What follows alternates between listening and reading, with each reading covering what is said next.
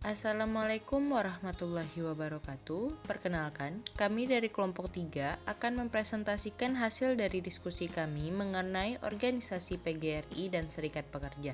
Sebelumnya, kami akan memperkenalkan anggota dari kelompok kami. Yang pertama, Cynthia Rizky selaku moderator dan pemateri. Yang kedua, Resti Wulandari sebagai pemateri. Yang ketiga, Zahra Fauziah sebagai pemateri. Yang keempat, Kasmila Yuhera sebagai pemateri.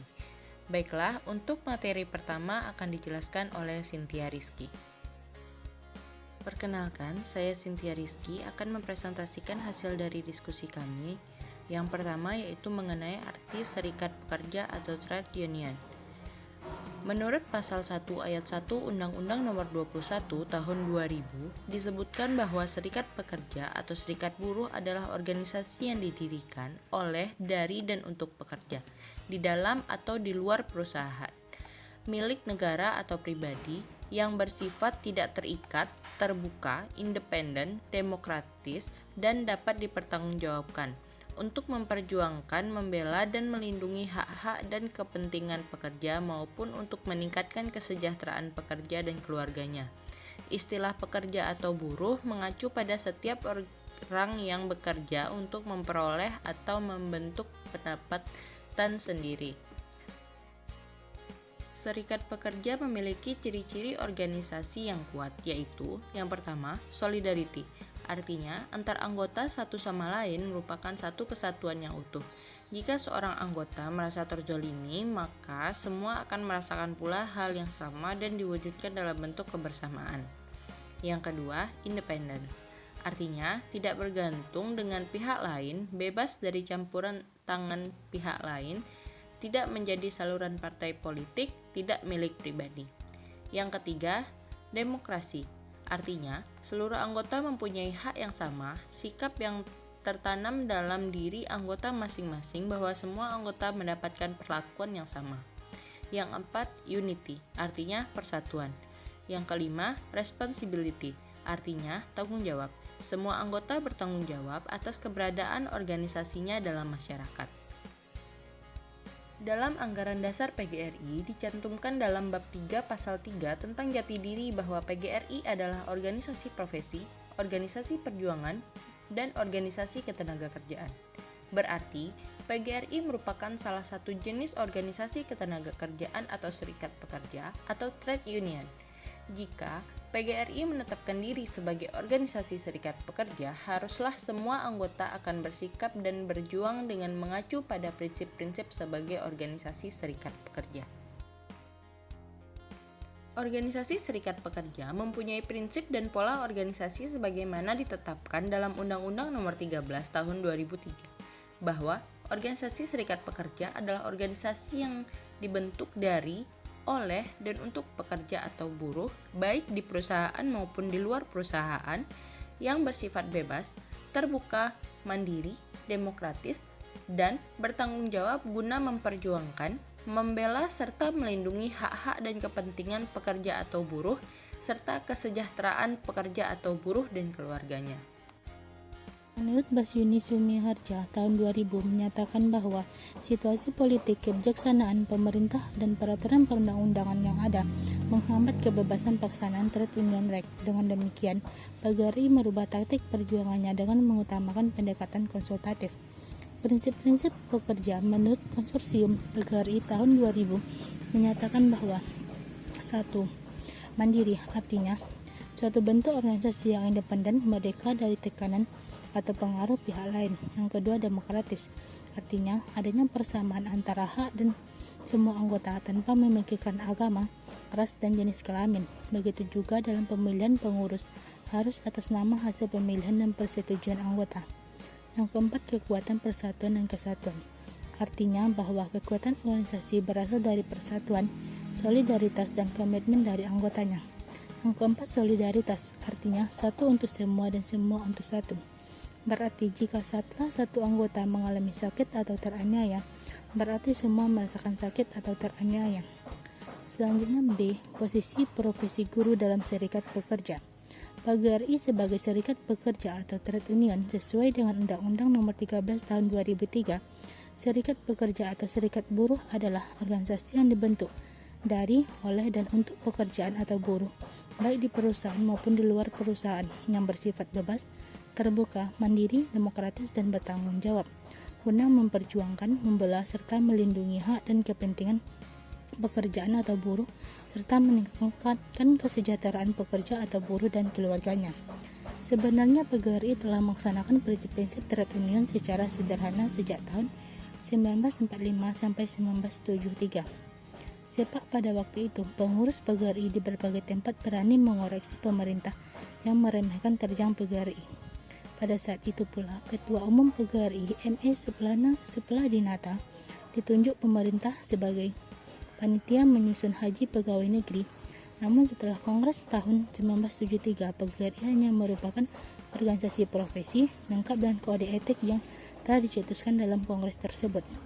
Meskipun status PGRI hanya sebagai organisasi profesi, pengurus besar PGRI bekerja sama dengan World Confederation of Organization of Teaching Profession atau WCOTP dan International Federation of Free Teacher Union atau IFFTU, menyelenggarakan latihan kepemimpinan di berbagai daerah Indonesia. Salah satunya materi yang diajarkan adalah dasar-dasar serikat pekerja.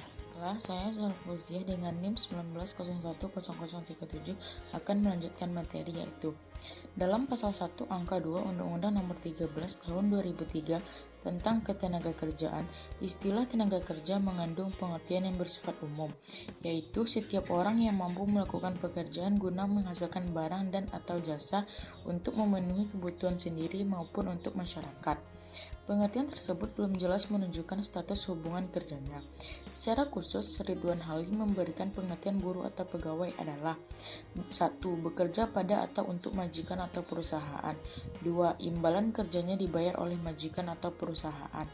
3. Secara resmi, terang-terangan dan kontinu mengadakan hubungan kerja dengan majikan atau perusahaan, baik untuk waktu tertentu maupun untuk jangka waktu tidak tertentu lamanya.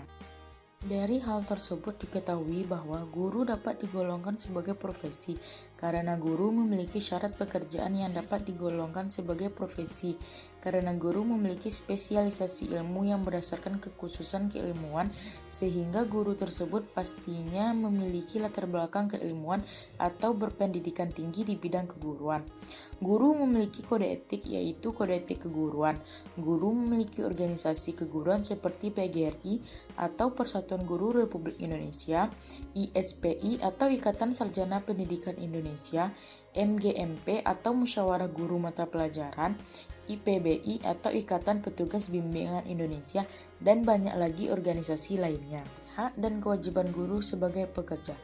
Menurut Sasanto 2020, hak dan kewajiban guru di Indonesia termuat dalam Undang-Undang Nomor 14 Tahun 2005 Pasal 14 tentang guru dan dosen, mengenai hak yang diperoleh oleh guru sebagai berikut. 1. Memperoleh penghasilan di atas kebutuhan hidup minimum dan jaminan kesejahteraan sosial. 2. Mendapatkan promosi dan penghargaan sesuai dengan tugas dan prestasi kerja. 3. Memperoleh perlindungan dalam pelaksanaan tugas dan hak atas kekayaan intelektual. 4. Memperoleh kesempatan untuk meningkatkan kompetensi. 5. Memperoleh dan memanfaatkan sarana dan prasarana pembelajaran untuk menunjang kelancaran tugas keprofesionalan. Baiklah, saya akan melanjutkan materi selanjutnya. Yang keenam, memiliki kebebasan dalam memberikan penilaian dan ikut menentukan kelulusan, penghargaan, dan atau sanksi kepada peserta didik sesuai dengan kaidah pendidikan, kode etik guru, dan peraturan perundang-undangan. Yang ketujuh, memperoleh rasa aman dan jaminan keselamatan dalam melaksanakan tugas. Yang kedelapan, memiliki kebebasan untuk berserikat dalam organisasi profesi. Yang kesembilan, memiliki kesempatan untuk berperan dalam penentuan kebijakan pendidikan. Yang 10, memperoleh kesempatan untuk mengembangkan dan meningkatkan kualifikasi akademik dan kompetensi. Yang ke-11, memperoleh pelatihan dan pengembangan profesi dalam bidangnya.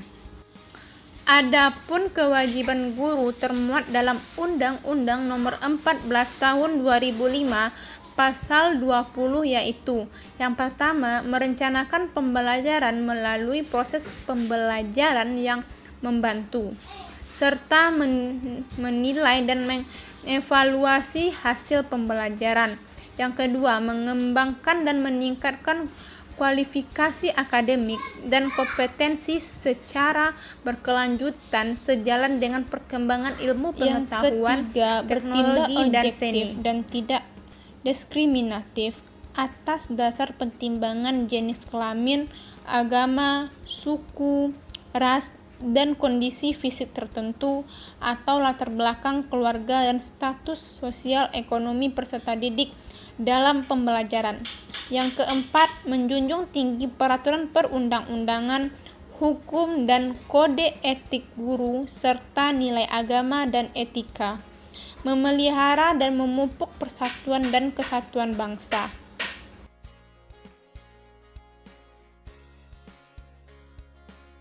Mungkin sekian hasil diskusi dari kelompok 3. Salah dan janggal kami mohon maaf. Kami akhiri. Billahi taufik wal hidayah. Assalamualaikum warahmatullahi wabarakatuh.